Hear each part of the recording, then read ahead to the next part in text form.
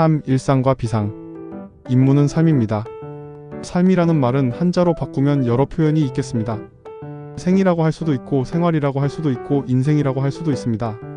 저는 오늘 일상이라는 말을 가져왔습니다. 우리가 산다고 할 때 뭔가 특이한 경험을 계속하는 것은 아닙니다. 아침에 일어나서 세수하고 밥 먹고 학교 가고 회사 가고 저녁에 돌아와서 잠든 과정이 반복됩니다. 어떻게 보면 늘 비슷한 일을 하면서 살아갑니다. 이것을 일상이라고 합니다.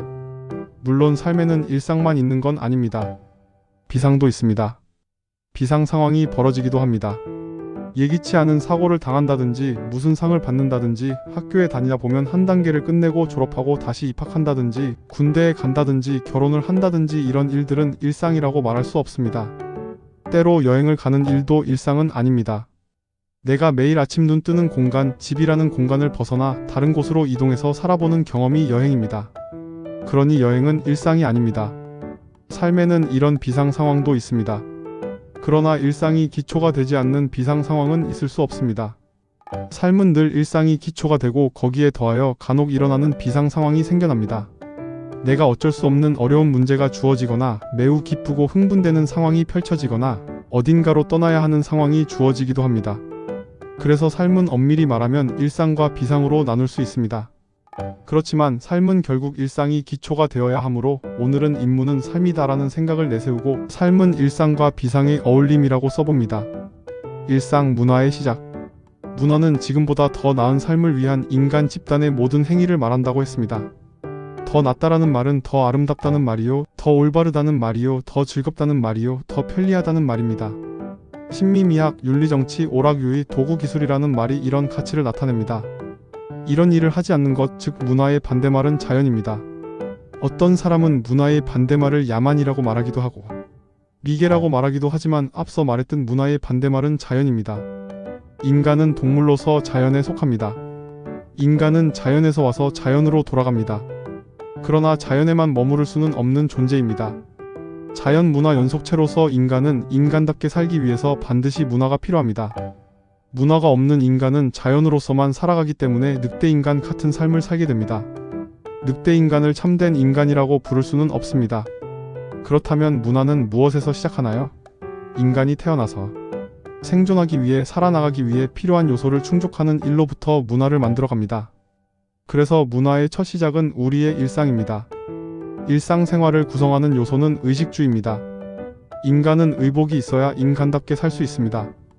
음식이 있어야 인간답게 살 수 있습니다. 주거가 있어야 인간답게 살 수 있습니다. 이 셋을 더해 의식주라고 말합니다. 의식주와 옷밥집. 의식주라는 말을 우리말로 바꾸면 옷밥집입니다. 저는 때때로 의식주라는 말을 옷밥집이라고 바꿔 부릅니다. 의식주라고 말하면 한자어로 익숙한 개념으로 다가오는데 이걸 다른 표현으로 바꿔보는 겁니다. 같은 뜻이지만 다른 말로 바꿔보면 새로운 느낌이 생겨납니다. 의식주라고 말할 때와 옷밥집이라고 말할 때 느낌이 조금 다릅니다. 다른 어감을 갖게 되면 거기서 새로운 생각이 싹 틀 수 있습니다. 이런 방식은 용어와 개념을 이해하는데 매우 중요한 과정이라고 생각합니다.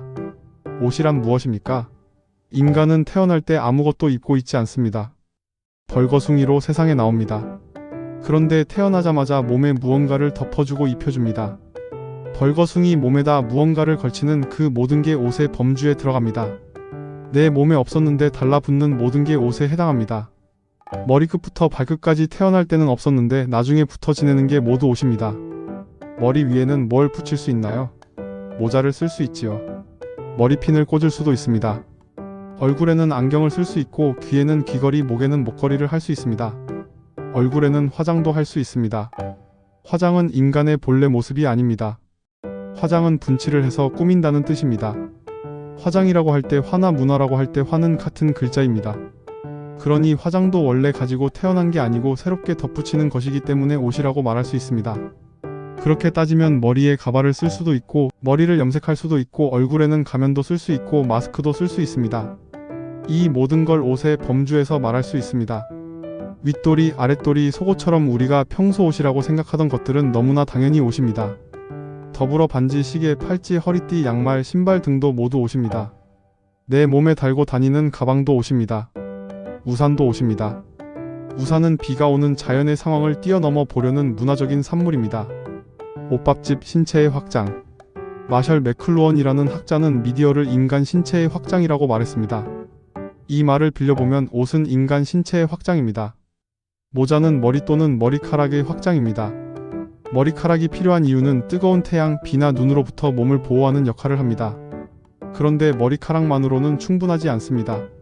그래서 사람들은 모자를 발명합니다. 모자는 머리카락의 확장입니다. 가방은 어떻습니까? 우리가 물건을 들고 다니려면 두 손이 있으면 됩니다. 들고 다닐 수만 있다면 두 손으로 들면 됩니다. 그런데 들어야 할 물건이 너무 많아지면 곤란합니다. 이것도 담아야 하고 저것도 담아야 하는데 손이 두 개밖에 없으니 다 들 수가 없습니다. 그래서 뭔가 주머니를 만들어서 한꺼번에 집어넣어서 들어보자고 생각합니다. 이렇게 보면 가방은 손의 확장입니다. 이렇게 생각하면 양말과 신발은 발의 확장입니다. 윗도리, 아랫도리, 속옷은 피부의 확장입니다. 이렇게 내 몸이 확장되어 옷을 만들어냅니다. 이런 원리를 생각하면 옷이란 그저 내가 입고 있는 윗도리, 아랫도리만 말하지 않고 인간의 피부와 신체를 더 넓혀주는 모든 게 다 옷이라고 할 수 있습니다. 그러니 그저 의식주 중에 옷에 관심이 있다고 하면 좀 범위가 넓습니다. 나는 옷 중에서도 모자에 관심이 있어라고 생각하는 편이 더 좋습니다. 모든 사람이 머리끝부터 발끝까지 관심을 집중하기는 어렵기 때문입니다. 신발, 가방, 마스크, 액세서리 등 어느 것 하나에 집중해보면 자신의 관심 분야가 좀 더 세밀해지고 분명해집니다. 거기서 시작되는 새로운 세계가 열립니다. 밥은 무엇입니까? 밥은 인간이 가지고 태어나지 않았지만 살기 위해서 밖에서 몸속으로 공급받는 영양분입니다. 인간의 몸속으로 들어가는 모든 걸 밥이라고 할 수 있습니다. 그렇다면 우리가 평소에 먹는 쌀밥, 고기, 채소, 떡, 빵을 모두 밥이라고 생각할 수 있습니다. 물, 커피, 술, 음료 등 마시는 것들도 모두 밥의 범주에 들어갑니다. 입으로 집어넣어서 목구멍을 통해 삼키는 모든 게 밥입니다. 그렇다면 약도 넓은 범위에서 밥입니다. 비타민도 마찬가지입니다. 그래서 식과 약은 같은 뿌리라고 해서 식약동원이라는 말도 있습니다. 그런데 밖에서 내 몸에 들어오는 것은 입으로만 들어오지 않고 가끔 코로도 들어옵니다. 뭔가를 흡입하는 것도 모두 밥의 범주에 넣을 수 있습니다. 요즘에는 황산이, 미세먼지니 공기가 안 좋다고 해서 산소를 통해 담아 팔기도 합니다. 힘들 때 산소를 코로 마시게 하는 겁니다. 한편 독을 흡입하기도 합니다. 담배나 마약을 그렇게 마시기도 합니다. 이 또한 모두 밥, 즉 식의 문제가 됩니다. 그래서 우리가 무엇을 먹고 무엇을 먹지 않을 것인가, 어떻게 먹고 어떻게 먹지 않을 것인가 하는 문제는 모두 문화의 문제입니다. 집은 무엇입니까? 집은 자연에는 없는 공간입니다. 자연에는 구획된 공간이 없습니다. 인간은 태어나면 그저 땅에 떨어집니다. 땅에 태어난 인간은 사방에 둘레를 치고 벽을 만듭니다. 그리고 스스로 안에 가둡니다. 살아가기 위해서 그렇습니다. 생존하기 위해 둘레를 치고 벽을 만들고 가둡니다. 그렇게 하지 않으면 자연의 동물, 햇빛, 비바람이 위해를 가하거나 공격을 할 수 있습니다. 이런 위해 요소로부터 스스로 보호하면서 살아가기 위해서 집이라는 공간을 만듭니다. 집의 둘레를 구획하여 공간을 꾸미기 시작합니다. 우리가 집이라고 하면 내가 먹고 자고 가족이 함께 거주하는 공간만 생각할 수 있지만 인간이 나누어 놓은 모든 공간을 집이라는 개념으로 설명할 수 있습니다. 인간은 공간을 나누려고 합니다. 이를 통해서 특정한 공간의 역할을 만들고 거기서 어떤 일들을 수행합니다. 학교, 식당, 카페, 공원, 공항, 도서관, 백화점, 기차역, 지하철역, 버스 정류장 등은 모두 인간이 구획한 공간이고 저마다 어떤 임무를 부여받습니다. 학교는 공부하는 곳, 식당은 밥 먹는 곳, 카페는 차 마시는 곳, 공원은 산책하면서 쉬는 곳, 이렇게 말이지요. 그렇게 인간은 공간을 누리고 향유합니다. 그러니 우리가 인문적인 삶을 산다는 것, 문화적 인간으로서 산다는 것은 공간에 관심을 가지는 일입니다. 공간을 어떻게 나눌 것인가, 벽을 칠 것인가 말 것인가, 벽을 친다면 어떻게 칠 것인가, 공간 내부를 어떻게 꾸밀 것인가, 어떤 색깔로 칠할 것인가, 어떤 가구를 어떻게 배치할 것인가 등을 고민하는 일입니다. 이를 위해서는 바로 그 공간의 목적이 무엇인지 생각해야 합니다. 그 목적을 잘 구현하기 위해서 공간을 꾸미는 일을 고민하면서 살아갑니다. 예를 들어 공원이라는 공간은 사람들이 쉬는 공간입니다. 여기에서 누군가 고성방가를 한다면 그는 문화적 인간이 아닌 겁니다. 고성방가는 노래방이라는 공간에서 가능합니다. 노래방이라는 공간에 주어진 임무이자 역할입니다. 따라서 그 공간에 맞는 역할을 잘 생각하고 확인해야 합니다.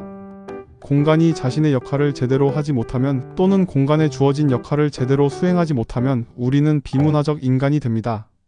문화적 인간으로 살아가기. 나는 옷을 벗고 있는 게 편하다고 생각해서 알몸으로 공원을 활보하면 비문화적 인간이 됩니다. 공간의 역할을 무시했기 때문에 그렇습니다. 따라서 공간에 관한 관심은 문화에 관한 대단히 중요한 영역입니다. 아마 공간에 관한 공부를 하고 싶은 분도 꽤 있을 겁니다. 공간을 어떻게 꾸밀지 고민하게 됩니다. 저는 가끔 그런 학생을 만나면 이렇게 말합니다. 자기가 혼자 쓰는 방이 있지요? 자기 방이 몇 평쯤 됩니까? 보통 서너 평 되겠지요. 만일 훌륭한 공간 전문가가 되고 싶다면 자기 방을 자신만의 원칙과 이론으로 구획하고 꾸며보세요. 서너 평 남짓한 자기 방을 어떻게 나누고 꾸밀지, 어떻게 조직할지 생각해보세요. 그리고 그 방안을 좀 보여주세요. 이렇게 말합니다. 그러면 대부분 이런 답을 합니다. 교수님, 뭐 코딱지만 한 방을 꾸미고 말고 할 게 뭐 있나요? 침대 하나 들여놓으면 끝이에요. 서너 평짜리 공간을 못 꾸미는데 나중에 100평짜리 공간을 어떻게 꾸밀 수 있나요? 저는 100평짜리 공간 꾸미는 전문가가 되겠습니다. 그렇게 말하면 누군가 갑자기 나타나서 훌륭한 전문가가 오셨네요. 100평짜리 내줄 테니 꾸며주세요. 이렇게 말합니까? 그렇지 않습니다. 50평을 잘 꾸며봐야 100평 과제가 옵니다. 30평을 잘 꾸며봐야 50평 과제가 옵니다. 10평을 잘 꾸며봐야 30평 과제가 옵니다. 한 평 공간을 잘 꾸밀 수 있으면 10평도 잘 꾸밀 수 있습니다. 그러니 자기 방이 서너 평이라고 무시하지 마세요. 내가 공간 전문가가 되고 싶다면 내 방부터 다시 꾸며보세요. 버릴 것도 많고 다시 배치할 것도 많습니다. 침대 하나 놓으면 달랑 끝이에요. 이렇게 말하지 말고 침대를 놓을지 말지 심각하게 고민해보세요.